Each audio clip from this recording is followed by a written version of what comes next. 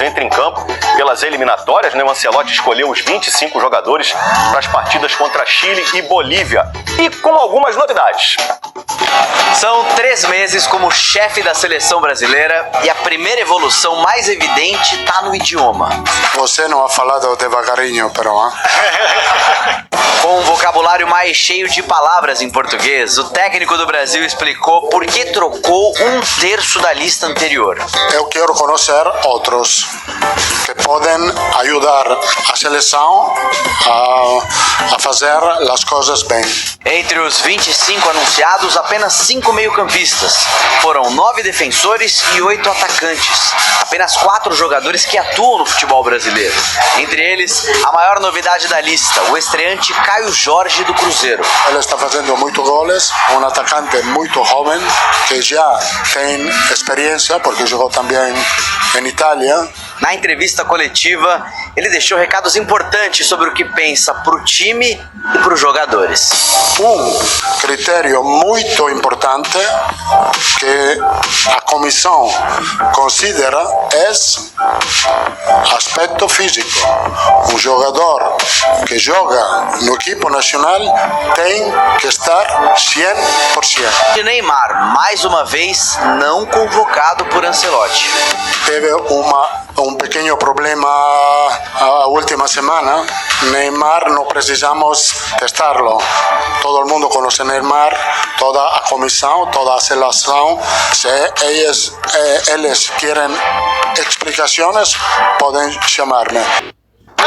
O Flamengo meteu a maior goleada da história dos pontos corridos do Brasileirão contra o Vitória. 8-0 no Maracanã.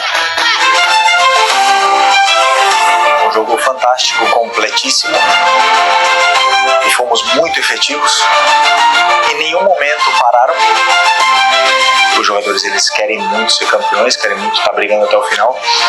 E esse é o caminho.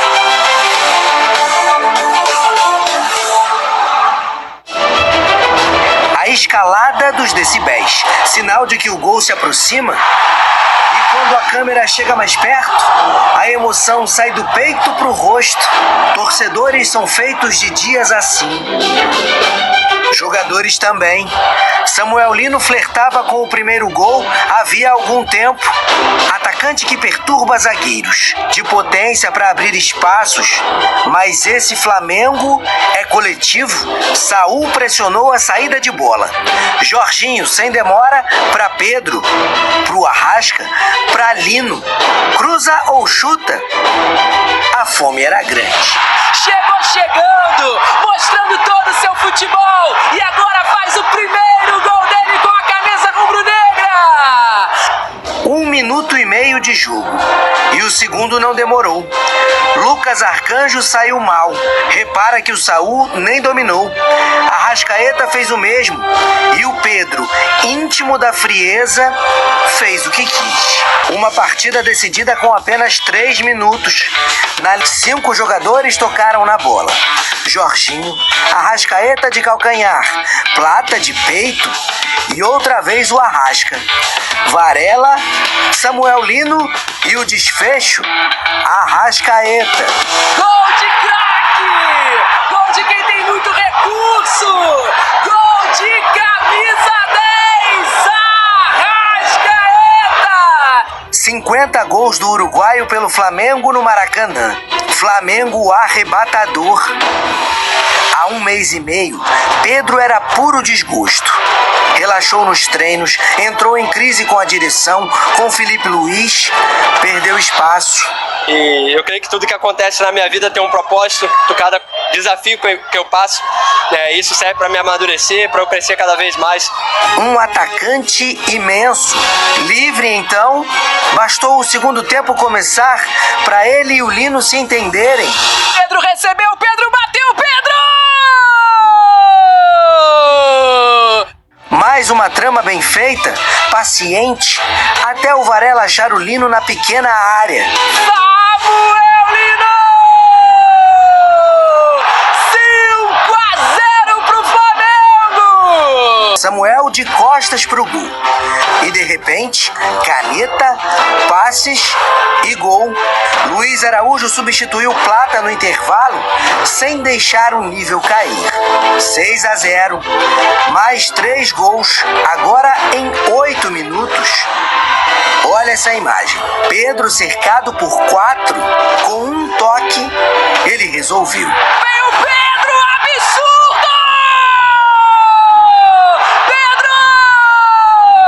Pedro! Gelado, ousado, recuperado. 6 gols nos últimos 3 jogos. Poderia ter feito o 4º, mas abriu mão. Depois da marcação do pênalti com o auxílio do VAR, deixou que outro cobrasse. É um dia marcante pro Bruno Henrique, para toda essa gente no Maracanã e pro Flamengo.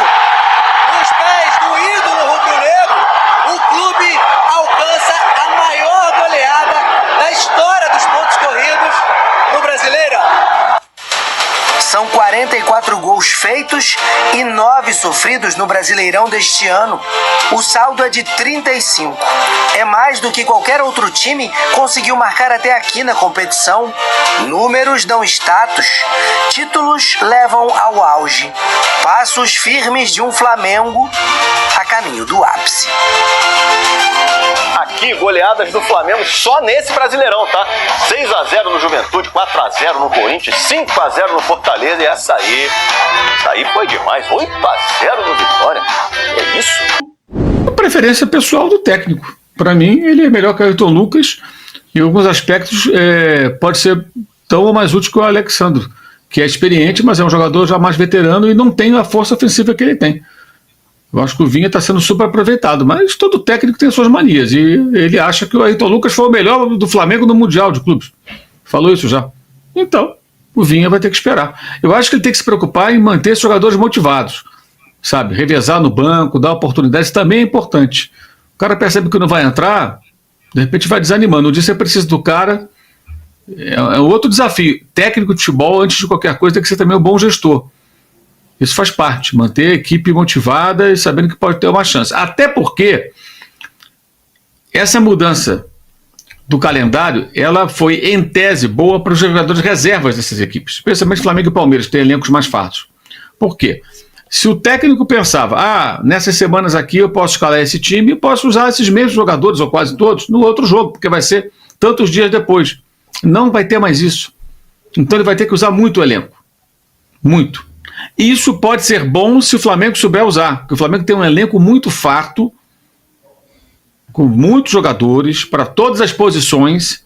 Então, se o Flamengo souber usar esse elenco, ele pode compensar um pouco essa sobrecarga de viagens e tudo mais. Vai prejudicar, não tem jeito, mas talvez consiga, de alguma forma, equilibrar. Né? Pelo fato de ter muitos jogadores. Você pega, lateral direito são 2, esquerdo são 3. Zagueiro tem 3, e mais na base já falamos sobre o zagueiro. Aí é a única posição que é mais carente. E o goleiro reserva, o Flamengo não tem um bom goleiro reserva. Né? A não ser que o Diogo Alves tenha capacidade de entrar e fechar o gol, não sabemos, porque ele praticamente não joga no profissional, então ele não sabe qual vai ser o nível dele. Jogou aqueles jogos do Carioca, que para mim aquilo não vale. No meio campo, quando voltar o Pulga, vai ter Pulga, De La Cruz, Jorginho, Saul, Everton Araújo e Alan. Caramba!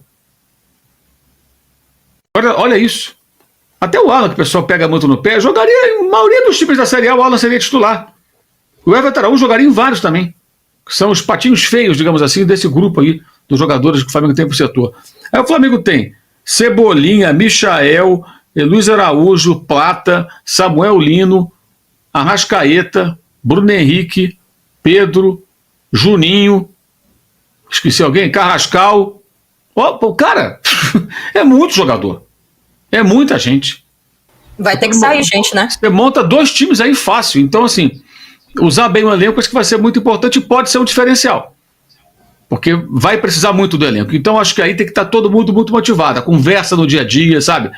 Dá uma chance do cara ficar o jogo no banco. Você encosta os caras, aí não consegue negociar. No caso do Vinha, não sei se o Flamengo quer negociar. Acho que não. Mas o Cebolinha, o Flamengo, se puder, negocia, com certeza. Eu estou falando aqui há meses, é informação. O Michael, mais ainda. E o Juninho entrou nessa lista. A questão é pintar a proposta. É possível que aconteça algo. Sempre lembrando que a tal janela, ela se fecha no dia 2 de setembro, que é a terça-feira da semana que vem, né? Dia 2 de setembro. E geralmente os negócios são fechados na última hora, muitos, porque é negociação. Né? Eu estou pensando em contratar esse jogador, mas eu estou de olho naquele outro. Não deu certo, aí na última hora eu corro atrás de um terceiro. Ou eu fiz uma proposta e o time esticou a corda, não quis aceitar. No final, não apareceu mais ninguém. Vamos conversar de novo? Aquela sua proposta aqui, chega num acordo. Isso é muito comum. Né? Muito comum.